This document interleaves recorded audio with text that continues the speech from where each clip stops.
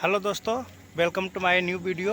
जैसा कि आप देख रहे हैं, हम पहुंच चुके हैं बिहार से रेलवे स्टेशन। अब यहाँ से हम निकल रहे हैं गया के लिए और गया में जाके आपको पूरा पितृपक्ष का पूरा दृश्य दिखाएंगे और बताएंगे पितृपक्ष में क्या क्या होता है, क्या पितृपक्ष लगती है। मतलब पितृपक्ष की पूरी कहानी, पूरी तथ्य आपको, पौराणिक वैदिक कहानी, आपको सारी चीज़ें आपको हम बताएंगे। तो कंटिन्यू आप वीडियो पर बने रहिए। देख सकते हैं जैसा कि हम ये आप बिहार से रेलवे स्टेशन देख सकते हैं। रात के लगभग 10 बज चुके हैं और सारनाथ बुद्ध पूर्णिमा एक्सप्रेस आने वाली है। इसी ट्रेन से अब हम गया जाएंगे। ये देख सकते हैं बिहार से रेलवे जंक्शन हम पहुंच चुके हैं और यहाँ से अब हम निकलेंगे। तो कंटिन्यू आप मेरा वीडियो पे बने रहिए। अब हम गया पहुंचकर आपको हम पूरा दृश्य दिखाएंगे पितृपक्ष का, और गया पहुंचकर हम आगे की वीडियो को हम फिर से स्टार्ट करेंगे। तो फिलहाल अभी हम बिहार शरीफ जंक्शन पे है। अब ट्रेन मेरी आ रही है और ट्रेन पे हम बैठने जा रहे हैं। जैसा कि आप देख सकते हैं, अब हम गया जंक्शन पहुंच चुके हैं। पूरे प्लेटफार्म पर श्रद्धालुओं का भीड़ का जन सैलाब देखने को मिल रहा है। जैसे ही जंक्शन से बाहर आते हैं तो देखते हैं श्रद्धालु के रुकने के लिए टेंट का व्यवस्था किया गया है। आप देख सकते हैं टेंट के अंदर श्रद्धालुओं की भीड़ खचाखच भरी हुई है। साथ ही आपको दिखा रहे हैं जंक्शन के अंदर पार्किंग के जगह इसके बिल्कुल विपरीत साइड श्रद्धालुओं की सुविधा के लिए विभिन्न प्रकार के टेंट लगाए गए हैं, जिसमें खास तरह के शिविर जैसे पुलिस शिविर, स्वास्थ्य शिविर के साथ साथ धार्मिक संस्थान अपने अपने श्रद्धालुओं की सेवा के लिए लगाए गए हैं। साथ ही बताते हैं कि खास बात यह भी है कि यहाँ एक पर्यटक सूचना केंद्र बनाया गया है, जो आपकी पिंडदान के लिए बहुत ही सुविधाजनक साबित होगी। आप यहाँ आकर सभी तरह की जानकारी ले सकते हैं। खास बात यह है कि यहाँ एक बुक बना हुआ है जिसको आप किताब कह सकते हैं। इस किताब के अंदर आपको सारी जानकारी मिल जाएगी। आप कब गया आएंगे, कैसे आएंगे, जैसे सड़क मार्ग, रेल मार्ग, हवाई जहाज, यहाँ तक सभी तरह की जानकारी आपको इस बुक में मिल जाएगी।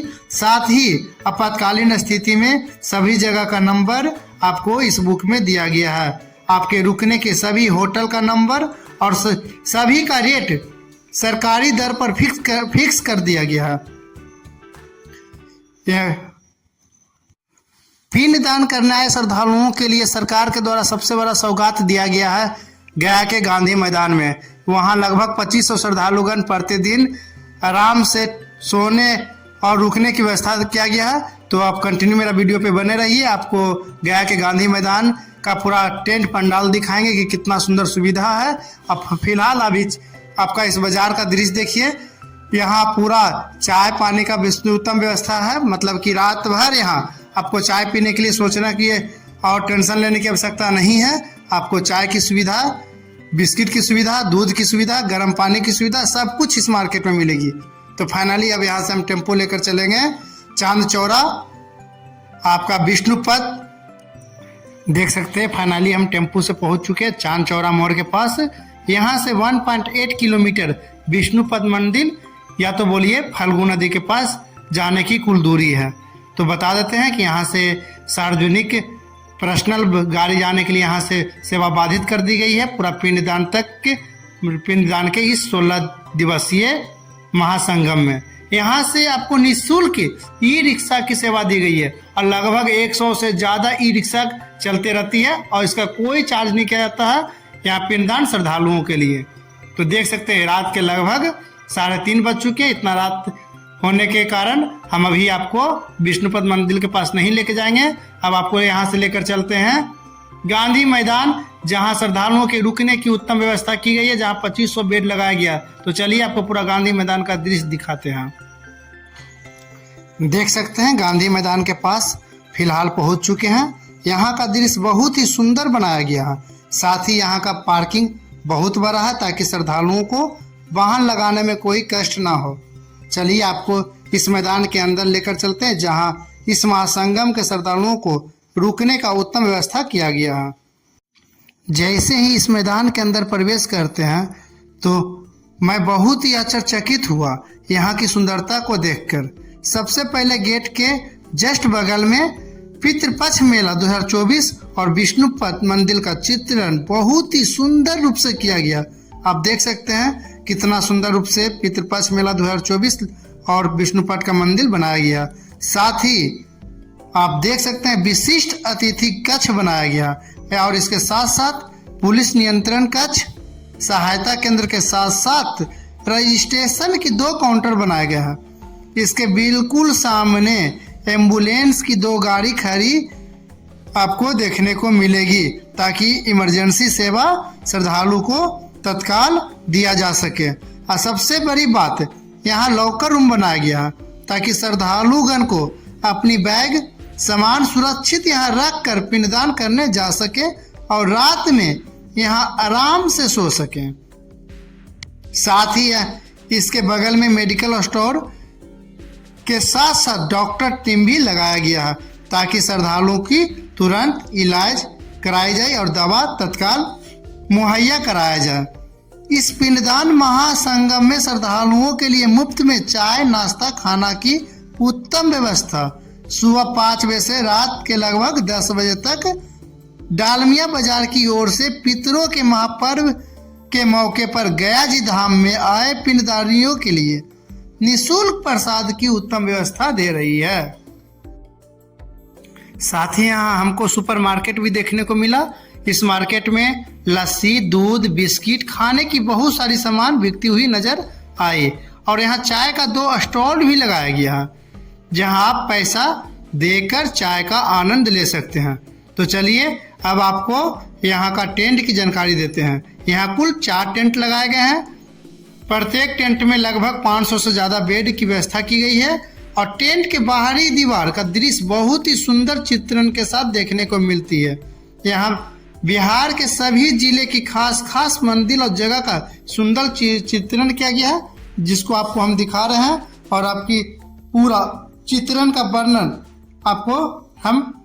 आपको करेंगे। उससे पहले आपको हम इस टेंट के अंदर का दृश्य दिखाते हैं। प्रत्येक बेड के पास ऊपर में फैन घूमती हुई दिखेगी ताकि आपको गर्मी का एहसास ना हो। कूलर भी लगाया गया है और साथ ही चार्जिंग की सुविधा भी दी गई है जिससे आप अपना मोबाइल चार्ज कर सकते हैं। देख सकते हैं टेंट पे कितना सुंदर सुंदर चित्रण किया गया है। जैसे साइक्लोपिन दीवार है, नालंदा का है।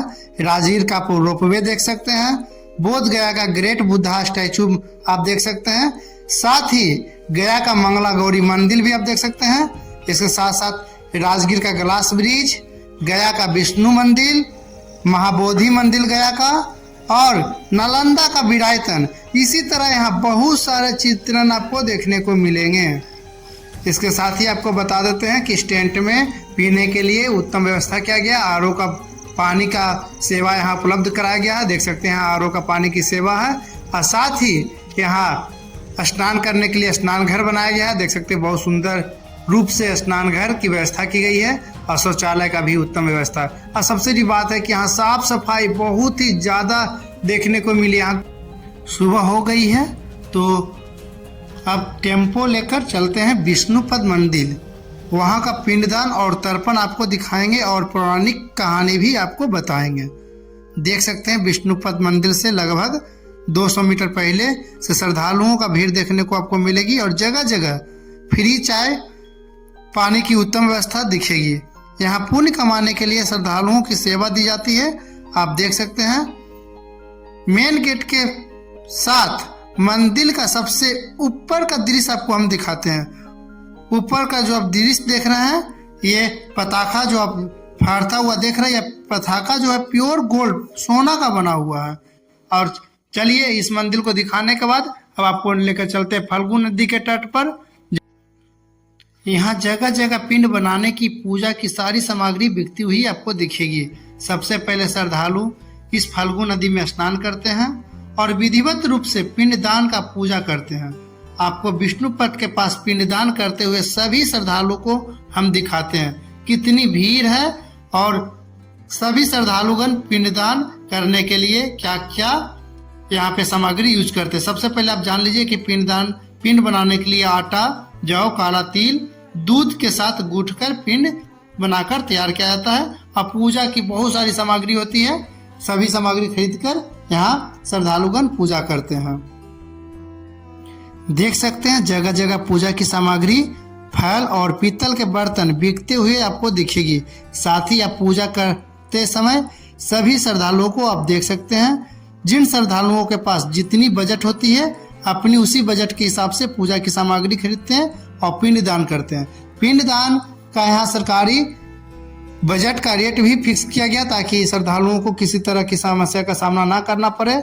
आपको अगर जानना है कि पिंड दान की क्या खर्च होती है तो हम आपको बताते हैं। पिंड दान करने के लिए आप मिनिमम 1000 रुपया से मैक्सिमम आप लाखों रुपया का खर्च कर सकते हैं। जिनको जितनी खर्च करने की क्षमता होती है उस हिसाब से पिंड दान करते हैं। पिंड दान करने से पितरों की मुक्ति प्राप्ति होती है।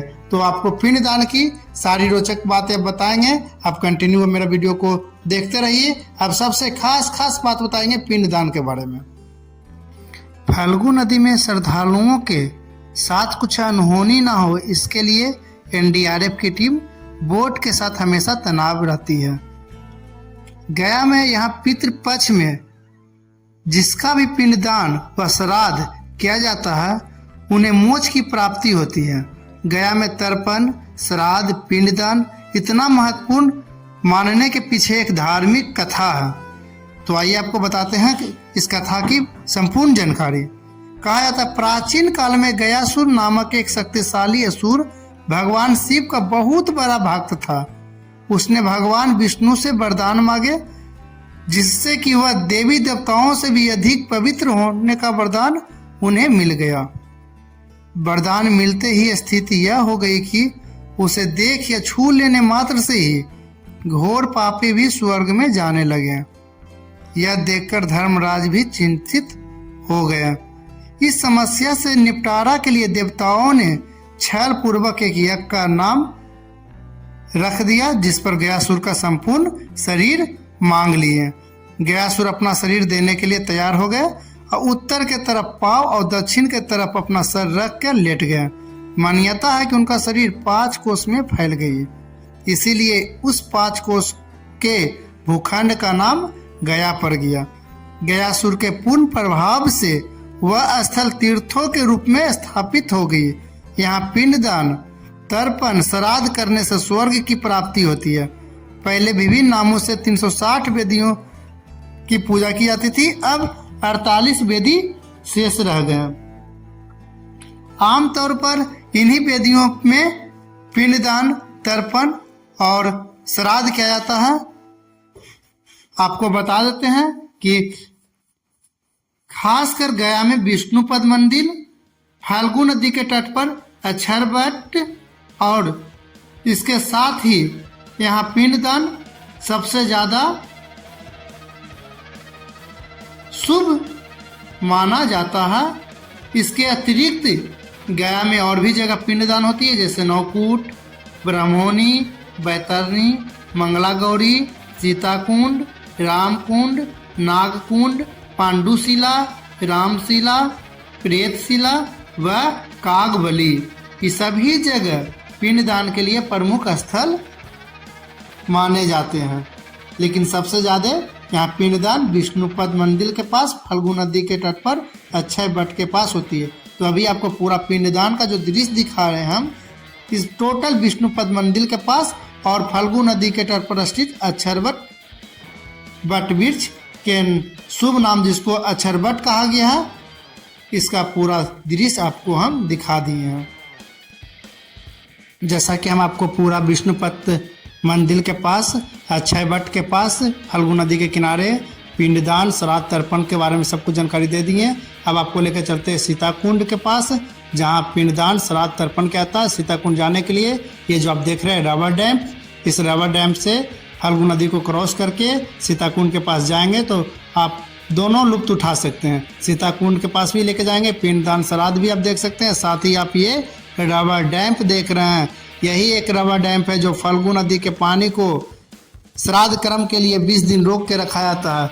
आपको एक चीज जानना बहुत जरूरी है कि यहाँ 365 दिन श्राद्ध किया जाता है, पिंडदान किया जाता है, तर्पण किया जाता है। लेकिन कृष्ण पक्ष के अनंत चतुर्थी से ये 17 दिनों का महासंगम पिंडदान को सबसे ज्यादा शुभ माना जाता है। तो हर साल कृष्ण पक्ष के चतुर्थी, अनंत चतुर्थी जिसको बोलते हैं, उस दिन से ये 17 दिनों तक चलने वाली पिंडदान महासंगम मेला चलती है, जिसके अंदर भारत के संपूर्ण राज्य के साथ साथ विदेशों से भी हिंदू धर्म के जितने भी लोग हैं यहाँ पिंडदान श्राद्ध तर्पण करने के लिए आते हैं। देख सकते हैं फाइनली रबर डैम क्रॉस करके आपको हम सीताकुंड के पास ले कर चला है। तो नदी के एक साइड विष्णुपद मंदिर, अक्षय वट और दूसरी साइड सीताकुंड, ये यहाँ पे 3 जगह सबसे ज़्यादा शुभ माना जाता है पिंडदान श्राद्ध तर्पण करने के लिए। तो आपको बता देते कि गया में भगवान राम, मैया सीता और लक्ष्मण तीनों आए थे राजा दशरथ की पिंडदान करने के लिए। तो आपको हम बता देते हैं कि यहाँ एक बहुत पौराणिक कथा है और तथ्य है कि फाल्गु नदी में कभी भी 365 दिन यहाँ पानी नहीं रहती है। केवल बरसात के दिन में आपको यहाँ 15 से 20 दिन पानी देखने को मिलेगी। वो भी यहाँ माननीय मुख्यमंत्री नीतीश कुमार की असीम कृपा के कारण यहाँ रबर डैम बनी है, जिसके कारण आपको इस नदी में पानी दिख रही है। नहीं तो इस नदी में 365 दिन जल सूखी हुई रहती है। तो इसके पीछे भी एक बहुत बड़ी कहानी है, जिसको हम आज आपको हम बताने जा रहे हैं कि इस नदी में पानी क्यों नहीं रहती है, सीताकुंड की क्या खासियत है। तो आप कंटिन्यू मेरा वीडियो को देखते रहें, आपको पूरा हम तथ्य और कहानी बताने जा रहे हैं। कहा जाता है कि एक बार भगवान राम, मैया सीता और लक्ष्मण जी गया से क्रॉस कर रहे थे, तो यहाँ अपने पिता दशरथ का श्राद्ध करने के लिए रुक गए। जैसे ही फल्गु नदी के तट पर पहुँचे तो श्राद्ध कर्म करने के लिए पूजा की सारी सामग्री लाने के लिए भगवान राम को पुजारी जी बोले। तो भगवान राम और लक्ष्मण जी पूजा की सामग्री लाने के लिए चले गए। मैया सीता नदी की तट पर रुक गई। कुछ ही क्षण में आकाशवाणी हुई कि हे पुत्री, पिंडदान का शुभ मुहूर्त निकला जा रहा, आप मेरा पिंडदान जल्द कर दो। यह सुनकर सीता जी पिंडदान करने के लिए तैयार हो गई, लेकिन उनके पास पूजा की कोई सामग्री नहीं थी, जिसके कारण मैया सीता बालू का ही पिंड बनाकर अपने पूर्वजों का, अपने ससुर जी का, राजा दशरथ का पिंडदान कर दिए। और जब बाजार से लौटकर भगवान राम और लक्ष्मण वापस आए तो मैया सीता बोली कि हम अपने पूर्वजों के और ससुर जी का पिंडदान कर दिए हैं। यह सुनकर भगवान राम को यकीन नहीं हुआ कि पिंडदान कर चुके हैं, क्योंकि उनके पास पूजा करने की कोई सामग्री, पिंडदान की कोई सामग्री नहीं थी। जिस पर मैया सीता से पूछा गया कि आप पिंडदान किए, इसका क्या साक्ष्य है, क्या सच है, कैसे माने कि आप पिंडदान कर दिए हैं। तो मैया सीता जी बोले कि यहाँ 4 लोग मेरी प्रमाण के रूप में आपको सच बताएंगे कि हम पिंडदान किए हैं। जिसमें पहला बोले फाल्गु नदी है, जो मेरा साक्ष्य है, जो मुझे पिंडदान करते देखे हैं। दूसरा बट वृक्ष है, जो मुझे पिंडदान करते देखे हैं। तीसरा ये पुजारी जी हैं, जो हमको पिंडदान करते देखे हैं। और चौथा गौ माता यहाँ पर एक खड़ी है, जो हमको पिंडदान करते देखे हैं। तो राम भगवान इन चारों से सच्चाई जानने के लिए उनसे पूछे कि क्या सीता जी मेरे बाबूजी का पिंडदान कर दिए हैं। तो सबसे पहले फाल्गु नदी से पूछें कि क्या सीता जी पिंडदान कर दिए हैं। तो फाल्गु नदी इस पे बोले कि नहीं, सीता पिंडदान नहीं किए हैं, मतलब फाल्गु नदी झूठ बोलती है। फिर बारी आती है पुजारी जी से। पुजारी जी से पूछा गया कि क्या सीता जी पिंडदान किए हैं। तो यहाँ भी पुजारी जी बोल दिए कि नहीं, सीता जी कोई पिंडदान नहीं किए हैं। तीसरी बारी आती है गौ माता की। गौ माता से भी भगवान राम पूछे कि क्या सीता जी पिंडदान कर दिए हैं। तो गौ माता भी बोले कि नहीं, पिंडदान नहीं किए। चौथा बारी आती है बट वृक्ष से। तो बट वृक्ष से पूछते हैं कि क्या आप तो सच बताइए कि सीता जी पिंडदान कर दिए हैं। तो वो तीनों तो झूठ बोले, लेकिन बट वृक्ष सच बोल दिए कि जी हाँ, मेरे सामने हम प्रमाणित हैं, हम सच है कि बात बता रहे हैं कि मेरे सामने ही राजा दशरथ और अपने पूर्वजों का श्राद्ध कर्म पिंडदान मैया सीता कर चुकी है। यह सुन के भगवान को यकीन हुआ, लेकिन सीता माँ बहुत क्रोधित हो गई क्योंकि 3 लोग झूठ बोले। तो और वट वृक्ष सच बताएं, सही बताएं, तो वट वृक्ष को आशीर्वाद दे दिए कि जाइए आप शुभ रहिएगा, आप अमर रहिएगा। तो इसी वट वृक्ष के इस मैया सीता का शुभ फल पाकर उसका नाम पड़ गया अक्षय वट, क्योंकि उसको अच्छा काम किए थे। अच्छा काम करने के कारण उस वृक्ष का नाम पड़ गया अक्षय वट। अब आई बारी फल्गु नदी की। फल्गु नदी पर मैया क्रोधित हो गई और उसे एक श्राप दे दिए कि जा तू आज से सुखी रहेगी, तुम आप में कभी जल नहीं होगा। तीसरा बारी आती है गौ में। गौ माता को बोल दिया कि आप माता होते हुए भी जिंदगी भर जूठन खाइएगा। तो आज देख सकते हैं गाय माता से सबकी जूठन खाती है। फल्गु नदी सब दिन 12 महीना सूखी रहती है। तीसरी बारी आई पंडित जी की। पंडित जी को श्राप दे दिए कि जा आप कभी भी आपको धन की पूर्ति नहीं होगी, आप कितनों कमाइएगा आपको धन की पूर्ति आपको कभी आभास नहीं होगी। यह श्राप पाकर तीनों बहुत दुखी हो गए, मैया सीता के चरण पकड़ लिए और अपनी क्षमा याचना करने लगे, जिसके फलस्वरूप फल्गु नदी बोले आप मुझे ऐसा श्राप दे दिए हैं तो बताइए मेरी नदी रहने का क्या फायदा। इस पर सीता मैया बोली कि मेरी श्राप तो दूर नहीं हो सकती है, लेकिन आपको हम बोल सकते हैं, आपको एक दुआ देते हैं, आपको एक आशीर्वाद देते हैं कि आप अंतः सलीला हो जाइएगा। अंतः सलीला का मतलब हो गया कि नदी के एक हाथ बालू आप खोदिएगा तो नीचे पानी के प्रवाह होगी। तो आप 12 मास फल्गु नदी पहुंचिएगा और जहां बालू नदी में है वहां एक बित्तन भी बालू को खोदने पर, गड्ढा करने पर पानी की प्रवाह दिखती है। और दूसरी बारी आती है गाय की। तो गौ माता बोलते हैं कि मुझे भी शराब से मुक्त किया जाए। तो बोले शराब से तो आपको मुक्त नहीं करेंगे, लेकिन एक आशीर्वाद ही आपको देते हैं कि आप जूठन खाते हुए भी पवित्र कहलाइएगा। हर पूजा में आपकी दूध को सर्वो पवित्र माना जाएगा। तो आज देख सकते हैं गाय के दूध को पवित्र माना जाता है। तीसरा बारी आई है पंडित जी को। तो पंडित जी को भी एक आशीर्वाद दे दिए कि जा इस गया में देश भर के दुनिया से सभी लोग यहाँ आएंगे पिंडदान करने के लिए, जिससे आपके 12 मास आपको धन की कमी नहीं होगी, आपको पैसा मिलते रहेगी। बेशक आपको कभी संतुष्टि नहीं होगी, लेकिन आपके पास पैसा की कमी नहीं होगी। तो आप देख सकते हैं सभी पुजारी के पास धन की कोई कमी नहीं है, लेकिन उनको कभी भी धन की पूर्ति खुद फील नहीं होती है। तो ये रही माता सीता की 3 तत्व कहानी। इससे साफ पता चलता है कि धरती पे भगवान है। अगर नहीं रहते तो आज फल्गु नदी सूखा नहीं होती, उसमें पानी होती। आज अगर ये तथ्य गलत होती तो फल्गु नदी में एक हाथ खंदने के बाद पानी नहीं निकलती। आप फल्गु नदी में कहीं कभी भी 12 महीना जाकर आप चेक कर सकते हैं। तो अब आप देखिए, आपको हम सीता कुंड दिखाते हैं और देखिए इसी सीता कुंड के साइड में लोग यहाँ बालू का पिंड बना के पिंडदान करते हैं। वो साइड आप देखे थे आटा, जौ, काला तिल डाल के पिंड बना के पिंडदान करते थे।